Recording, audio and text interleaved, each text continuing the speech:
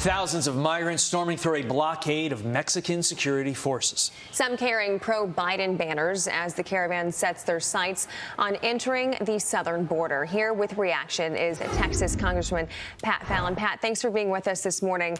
First of all, it's 1.7 million southwest border encounters. That's just for fiscal year 2021. That's the most ever on record. And then you hear that this caravan of 3,000 are coming towards the southern border, with these Biden banners. What gives? They're pushing through security. This could get extremely dangerous for our border agents.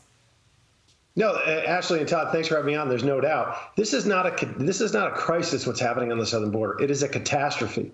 I've been there several times this year, and it's not getting better. It's getting worse. The mainstream media is ignoring it. This is the first time on record we've had 7 months in a row of over 170,000 illegal border crossings on a monthly basis. And what Joe Biden has done is made every state in the country is now a border state.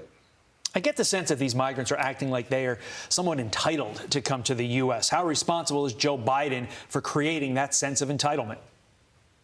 I think he bears the responsibility wholly, and that's one of the reasons why, Todd, he doesn't want to visit the border. They don't want to talk about it either. The last time he just admitted through his press secretary, the last time he came to the border was 13 years ago. We're on pace right now to have 2 million folks cross the border illegally. We've just added the entire state of West Virginia into the country, and we're allowing other nation states to export their poverty into this country. President Trump had an America First policy. It looks like Joe Biden has an America Last policy.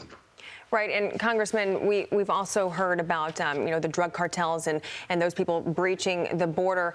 But I do have to say, when it comes to the issue with the border and the president and vice president not visiting the border just to see what's happening, Kamala Harris is going to Europe, but she's not going to the border. What does this show to these people coming to the southern border? It just seems like it's a free-for-all for them, and they know that. Yeah, Ashley, it's a great point. You remember, J. Edgar Hoover used to ignore the mafia in the 50s and 60s until, he just couldn't do it any longer. It's like what President Biden is doing with the Mexican drug cartels. He's ignoring them. They're incredibly powerful. They have the power of a nation state. Their GDP is something between, on the low end, 15 billion and the high end, 50 billion. And to put context to that, we have NATO allies, nation states like Estonia. Their GDP is 32 billion. Latvia is 33 billion. That's how much power. And we have the means to secure the southern border, but Joe Biden lacks the will. Meantime, it seems like walls work, at least for Joe Biden's beach house. Take a look at this. You're paying for this. About $457,000 of your taxpayer money going to pay for a fence at Joe Biden's Delaware home. Why would he cancel a fence to make us all safe, but build a fence to keep himself safe? Well, that's just typical liberalism, right? The limousine liberal. Joe Biden protects himself, but lets 10,469 pounds of fentanyl. That's enough to kill 2.3 billion people, or every American, about 7 times. Cocaine and methamphetamine is also on the rise. And the drug cartels are controlling our southern border. As I said before, when half of our border agents are babysitting, changing diapers, and administering COVID tests, it's a lot easier to smuggle those drugs, isn't it? Meantime, Congressman, we have about a minute before we have to hand it on off to Fox and Friends. Janet Yellen, Treasury Secretary, saying Americans have not experienced current inflation rate in a long time. We've been playing that soundbite throughout the course of the show. Don't have time for it now. If this administration is aware of what is going on, why aren't they doing more to stop it? Again, 45 seconds to you, Congressman. No, thank you. Listen, so, Todd, they're saying that inflation's at 5.6%.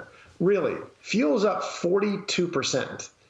Used cars cost 24% more than they did. Food across the board is 12%. Your homes cost 13% more. And bacon costs 19% more. That is a travesty. Every American. And they're committed to a leftist policies that are appeasing AOC and the rest of the socialists in Congress to the detriment of the American people. And I'd like to point out, not making a joke about this, it is literally 2 months until Christmas, when I think everybody spends a little bit more. They're really going to feel that pressure. Yeah, it's not looking too good. Okay, Congressman Pat Fallon, thanks so much for being with us this morning. We appreciate it. Thank you all. God bless.